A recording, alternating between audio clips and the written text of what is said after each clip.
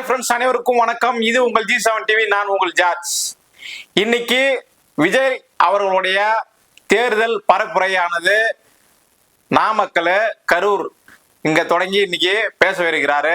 இன்னைக்கு என்னன்னாலாம் பேசினாரு அப்படின்னு எல்லாம் லைவா டிவியில பார்த்திருப்பீங்க. ஆளுங்கட்சிக்கு எதிராக பல குற்றச்சாட்டுகளை வைத்தாரு.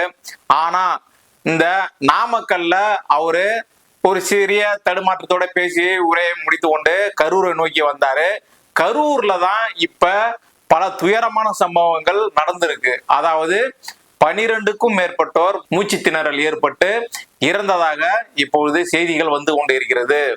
இப்ப என்னன்னா, ஒரு குற்றச்சாட்டை அங்க உள்ள பொதுமக்கள் வச்சிருக்காங்க. அங்க ஒரு 15,000 பேர் தான் கூட முடியும். இந்த இடத்த ஒதுக்கி இருக்காங்க.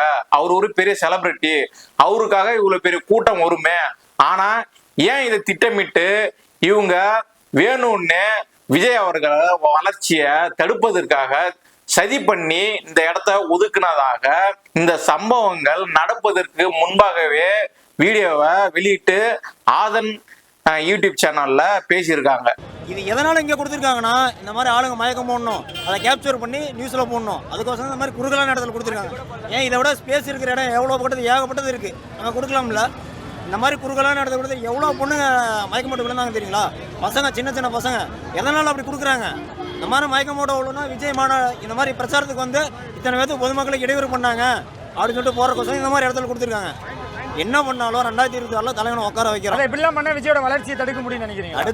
அதாவது தடைகள் வர வரதான் ஒரு மேலே போவார். 2026 தலைவனை உட்கார வைக்கிறோம். இல்லாத இடத்துல கொடுத்துருக்காங்க. எவ்வளவோ இடம் இருக்கு, அங்கெல்லாம் கொடுக்காம இது எவ்வளோ குட்டியான இடம், அது அவங்களுக்கே தெரியணும். யாராலுமே அங்கே மூச்சே விட முடியல. வேணும்னே தான் இந்த இடம் கொடுத்துருக்காங்க. இந்த இடம் வந்து வேணும்னே கொடுத்து ரொம்ப இது பண்ணிட்டாங்க. எங்கேயாவது வேற எங்கேயாவது கொடுத்துருக்கணும். ஸ்பாட் இங்க பயங்கரமா. விஜய் அவர்கள் தொடர்ந்து டிஎம்கே ஆட்சியை குறை சொல்லிட்டு இருக்காரு. அதாவது அவங்க தேர்தல் வாக்குறுதிகளாக கொடுக்கப்பட்டதை எதுவுமே நிறைவேற்றல, எதுவுமே அவங்க செய்யல அப்படின்னு செஞ்சாங்களா, செய்தார்களா அப்படின்னு சொல்லி அவரு கேள்வி எழுப்பி கொண்டு இருக்கிறார். அந்த கேள்வியானது இப்பொழுது ஆளுங்கட்சிக்கு நெருக்கடியில கொண்டு போய் விட்டுருக்கு. ஏன்னா வர 2026 தேர்தலுக்கான ஓட்டு டிஎம்கேவுக்கு விழுமா இல்ல விஜய்க்கு விழுமா, இது ரெண்டுமே ஒன்றுக்கு ஒன்று ரெண்டே பேர் தான் போட்டி அப்படி என்று அவர் வந்து தேர்தல் பிரச்சாரத்துல அவர் தெரிவித்தாரு. இப்ப விஜய்க்கு கூடக்கூடிய இந்த கூட்டத்தை வைத்து அவருக்கே ஆப்பு வைக்கக்கூடிய ஒரு செயலாக அந்த இடம் ஒதுக்கப்பட்டதன் நோக்கம் என்னவென்று நமக்கு தெரியவில்லை. ஏன்னா அவரு பாட்டுக்கு பேசாம பனையூர்ல இருந்து நலத்திட்ட உதவிகளை செஞ்சுட்டு இருந்தாரு. ஏற்கனவே இந்த வெள்ளம் பாதித்த நபர்களுக்கு, அதுக்கப்புறம் பள்ளி மாணவிகளுக்கு இந்த மாதிரி அவரு இடத்துக்கு கூப்பிட்டு நம்ம பொதுவெளியில போனா இந்த மாதிரி அசம்பாவிதங்கள் நடைபெறும் அப்படின்று அவர் வந்து இந்த மாதிரி பொது நல திட்டங்கள் எல்லாம் அவர் செஞ்சுட்டு இருந்தாரு. ஆனா இந்த அரசியல்வாதிகள் வந்து இவர் களத்துக்கு போனோம், நேரா மக்களை போய் சந்திக்கல, இவர் போவாரா அப்படின்னு கிளப்பி விட்டு அவர் போயிருக்காரு. இன்னைக்கு அவரை அவ்வளவு மக்கள் வெள்ளம் கூட்டமாக வந்து காண வந்து இன்னைக்கு ஒரு மூச்சு திணறல் ஏற்பட்டு இன்னைக்கு பல பேர் மயங்கி விழுந்து இறந்திருக்காங்க. அதுல குழந்தைகளும் இறந்திருக்காங்க, பெண்கள் இறந்திருக்காங்க, வயதானவர்கள் இறந்திருக்காங்க. ஒரு தேர்தல் பரப்புரைக்காக ஒரு செலிபிரிட்டி வரும் பொழுது இவ்வளவு கூட்டம் கூடும் என்று அரசுக்கு கன்ஃபார்மா தெரிஞ்சிருக்கும். அப்ப எதற்காக அந்த சிறிய இடத்தை ஒதுக்குனாங்க? அப்ப இதுல அசம்பாவிதம் நடக்கணும் அப்படின்னு நினைச்சு அவங்க கொடுத்தாங்களா? இந்த சிறிய இடத்தை வெறும் 10,000 15,000 பேர் கூட கூடிய இந்த இடத்தை கொடுத்து இன்று அதிக லட்சக்கணக்கான மக்கள் அங்க கூடியிருக்காங்க.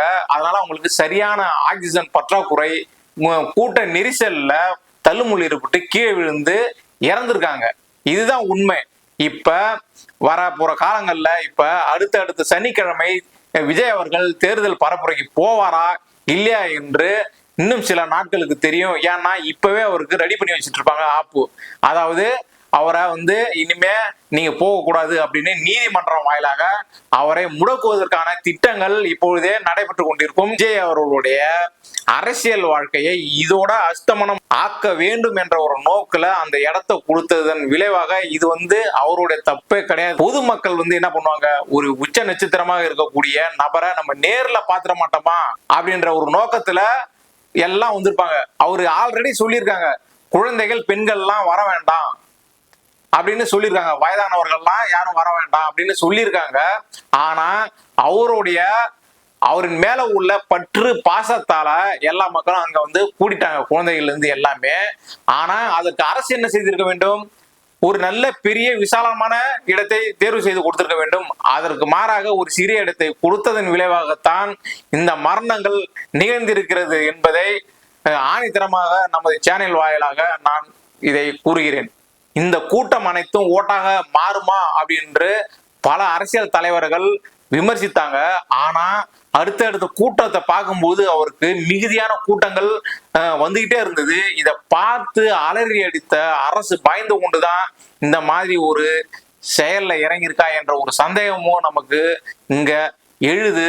இதோட முடிச்சிடணும் அப்படி என்று ஒரு நோக்கத்துல ஒரு சின்ன இடத்தை வச்சு இதை வந்து அரசியலாக்கி இந்த ஒரு செயலை வைத்து அவரை முடக்குவதற்கான இந்த திட்டத்தை இப்ப இதை செயல்படுத்தியிருக்காங்கன்னு தான் நம்ம சொல்லலாம்.